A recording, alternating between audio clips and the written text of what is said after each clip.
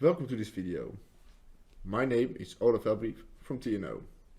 During the video, I first will give a small introduction to our tool, followed by a demonstration. Within work package 5 of the BIM project, we from TNO developed a feedback tool to give feedback to occupants about their behavior and the effect on the energy consumption for heating and cooling.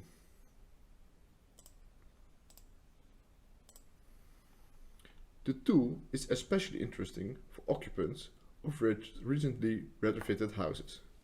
It is well known that the behavior of occupants in a building has a big influence on the energy use of the building.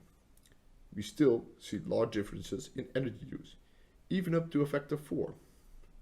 Therefore, the aim of the feedback tool is to give insight to occupants about the effect of their behavior on the amount of energy required for heating and cooling.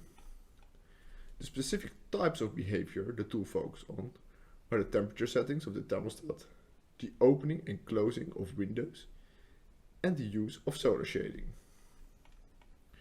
The core of the tool consists of the validation tool, which has also been developed within the BIM project. The building energy model is fitted for the specific situation of the occupant, based on a questionnaire in combination with measurements. By changing the behavioral settings in the feedback tool, an occupant gets information on what the energy use would be for heating and cooling of the specific house with the changed behavior. Since the tool is fitted to the specific situation, you will get information about actual savings or actual extra usage due to this behavioral change, compared to theoretical savings often calculated by other tools. After this introduction, I would like to give a demonstration of our tool.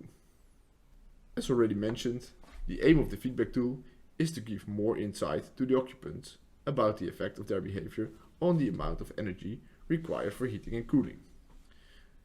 The tool consists of two main parts, the front end and the back end. The front end is the web interface you see now. The feedback tools come with partly the same input as the questions in the questionnaire. The questions in the feedback tool are all focused on the user behavior, which can be changed. The input in the web interface are the set points for the heating system, the use of windows, and the use of solar shades.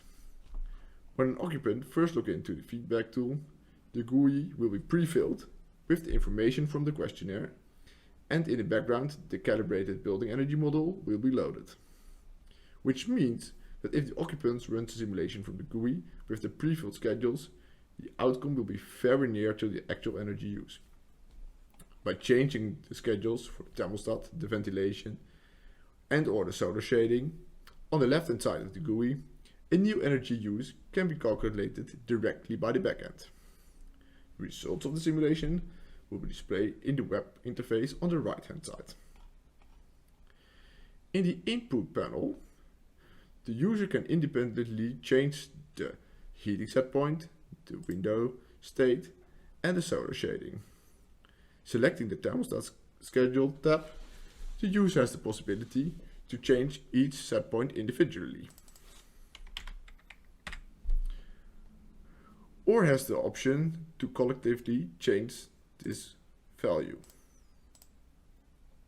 In the ventilation schedule, the user can change the state of each window, or you can set them all to closed.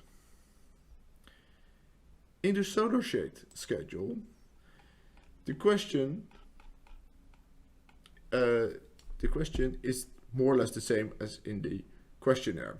So it's about how you behave, and if you use the solar shading, you fill in the number of days you have used it averagely. You also have the option to reset the schedules back to what you pre-filled in the questionnaire. So for example, when we change here the 20 degrees to 25 degrees, we can run a new simulation. This takes a little while, and then here we can see the outcome. So here we can see on the right hand side that for heating we will use more heating than before. Well, in this case we simulate a winter period, so we don't have any cooling energy for cooling.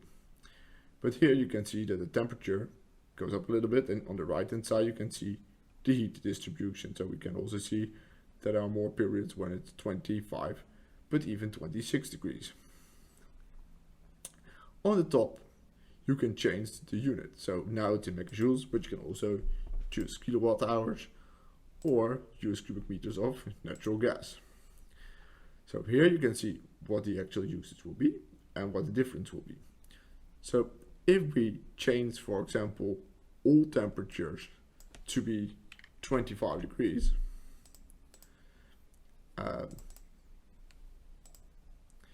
and we do a new simulation,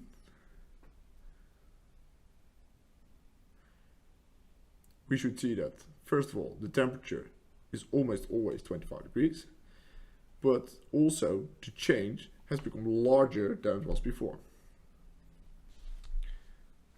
Hopefully this presentation and demonstration give you a good overview of our developed feedback tool. Many thanks for watching this video.